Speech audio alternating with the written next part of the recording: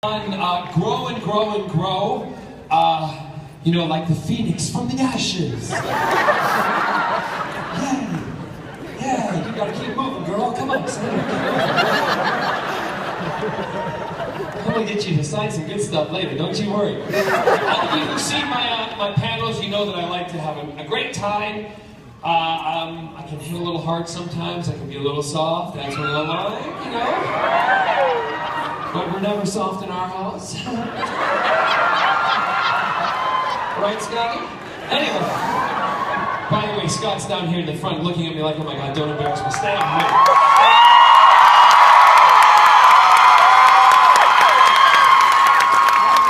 My handsome husband.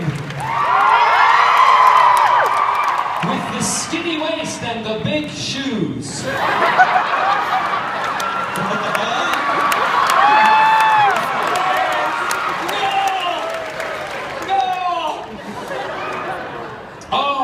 What? On my back?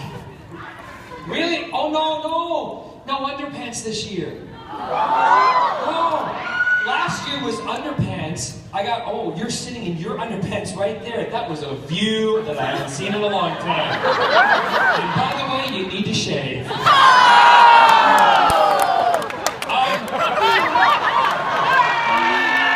see, there he's there, look. Look at that. Excuse you. You know what I like in the panels to really have a good time. Everybody cut loose. Anything goes. You can ask anything you want. Line up for your questions. I'm sure you're already there. I kind of feed off of you guys. We feed off of each other. You know what was really kind of sad? Like about 15 minutes ago, 20 minutes ago, I'm down at my booth, and there was like only 4 people there. And I looked at Kelsey, who works with me, and I looked at Scott, and I went, do you think I should come back next year? Because there's nobody here. And she went, honey, you're okay. They've been waiting for 3 hours to get into your panel.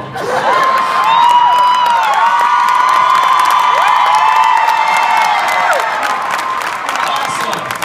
So I expect to see you all down there. Great, so we're just going to start with the first question. From which side? Over this side? Oh, here. Hi.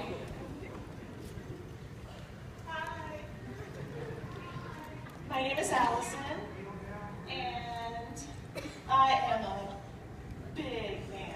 Awesome. And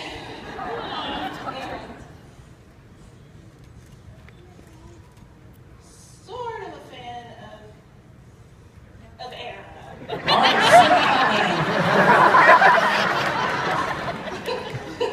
So, my question.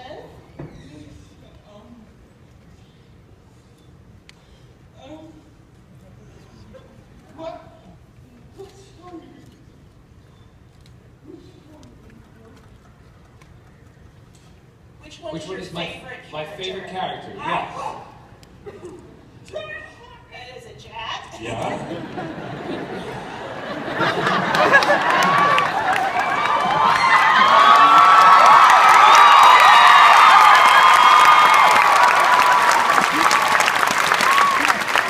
Obviously, I know who your favorite is. Well, your name's Allison, is that right?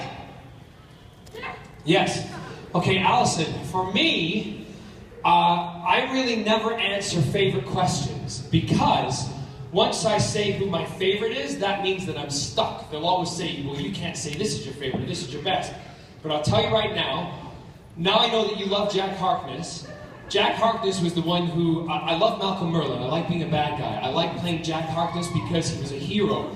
But Jack Harkness changed my life. Captain Jack and all of you guys out there who love Captain Jack Harkness, you've given me the life that I have always dreamed of. And to that, I say thank you very, very much.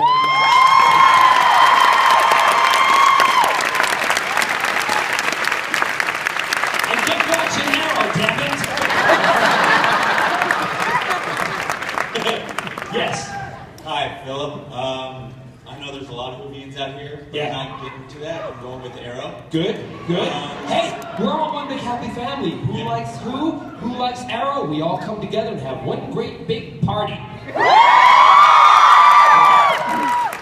Second to last episode, while you were in the train station, you had a green vial necklace. Yes. Was that the Mercury? I'm not telling you what it was, but because my real name's Elphaba. And he's gonna drink it, and everything's gonna be wicked! I can't tell you. But that little green vial is there for a reason. Thank you. Yes. In Doctor Who, whose idea was it to come up with for Jack Harkness to be immortal, like can't die? Oh, I think, well, that was Russell, probably. Russell, to Davies, who wrote the series, Russell had, unlike American TV series, where they do have a little bit of an idea what they're going to do for the entire series, in Britain, when you make them, you have to have it written. So the tweaking gets done as you're going along, but it's not like in some episodic television where they don't know what the next episode is going to be until, they're writing it as we go. So I think he had the idea that Jack was going to be immortal, or maybe it came up at the last minute because I was only expected to be in 5 episodes of Doctor Who, and that was in with the 9th Doctor with Chris Eccleston. And when all of a sudden I wanted to play Jack as somebody that you didn't really like. And that worked, because people didn't like him at first. They thought, who's this selfish, arrogant, butthead who's kind of thinking about himself, and he's caused mummy situation, ruined everything. But then all of a sudden, they, as the time went on, the different episodes, as I got the scripts, I was reading them and going, I really want to make him likable. I want to change him. I want him to be part of the team. And that was what the scripts were saying. So then all of a sudden I got the script and I turned the page and it went, and he dies.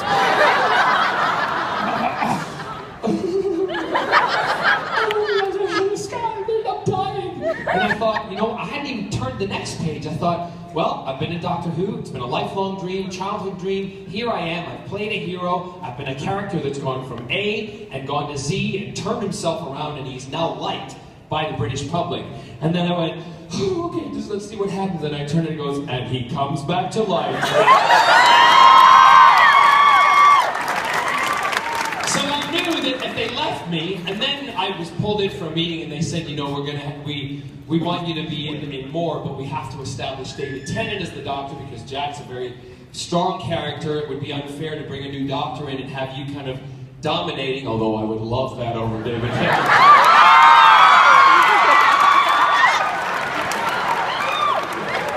So that was why in the first part of David's reign as Doctor, I wasn't involved and I was brought back in. And then there was the clash between them and the figuring stuff out. My favorite scene working with David, one of the ones, is the one that Russell wrote when I am inside the nuclear facility.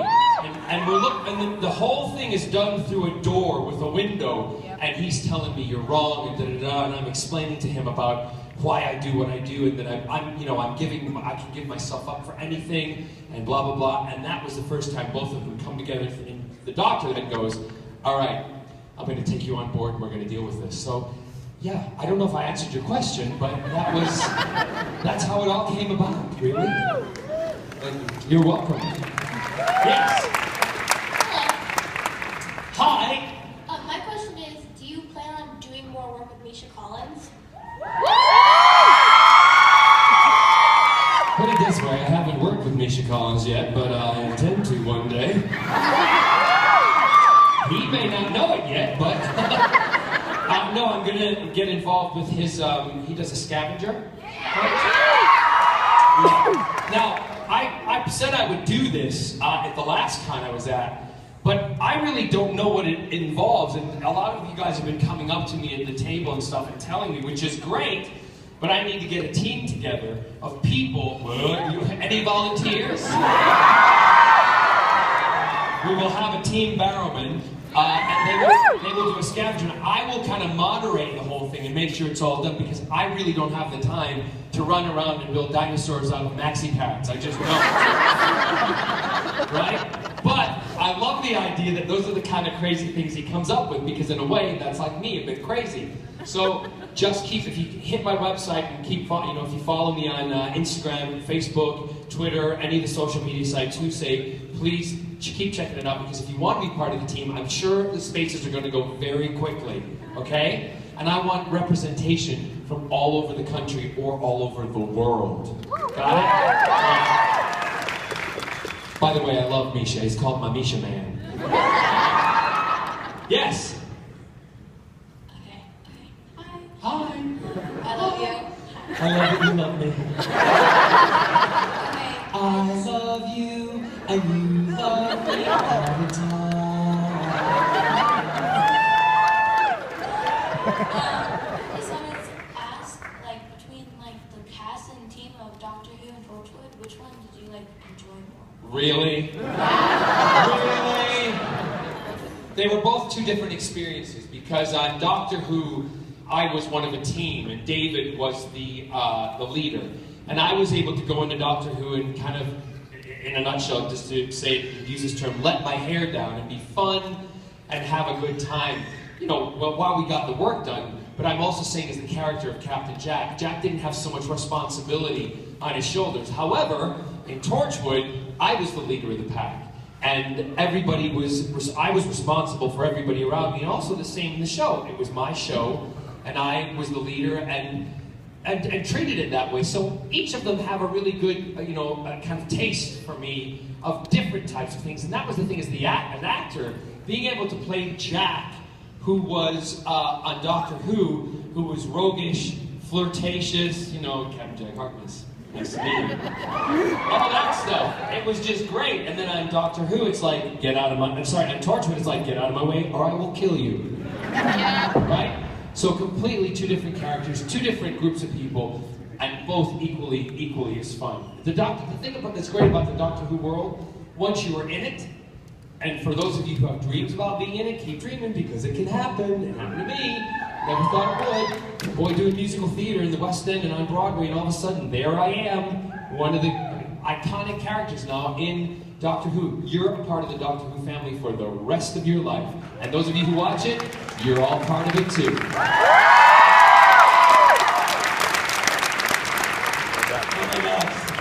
Hi. So, just tilt the mic down a little bit, sweetheart. There you go. So, hi John. Hi. I was the girl who asked dibs on you last year. And how's the marriage going? Well, how's the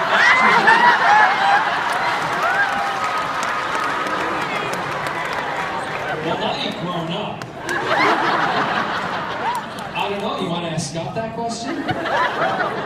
How's it going, Scott? He's going great. It's going really well. I mean, it's really nice that a lot of states, like Wisconsin yesterday, finally... It was overturned, basically, but what I find really interesting is that, I think it's the Attorney General for Wisconsin, Mr. Valhallen is his name, otherwise known as Buttface. He immediately decided, I want to put a stop to it, and I want to reverse it.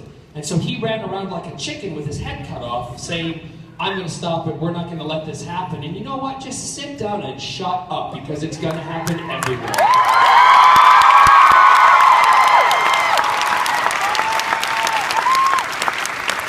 And y'all need to be vocal about it in this state, because it needs to happen.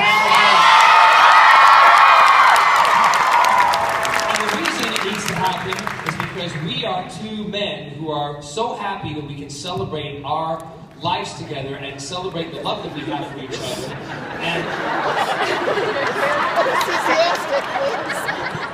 And can you be our princess? The carriage and Yeah, I know. I have my own princess carriage. I just never pull it out of the garage. Yeah, but it's a way for, for us, we finally are now able to celebrate who we are and the love we have for each other and not try to hide it or be ashamed of it. And that's the way it should be all over the world. Your generation, because that's the way you feel, your generation will make the biggest changes in the world. And don't you forget it. Yes. Hi, Doctor. Hey. Hey. That's Baz. Why am I doing this an awful lot lately?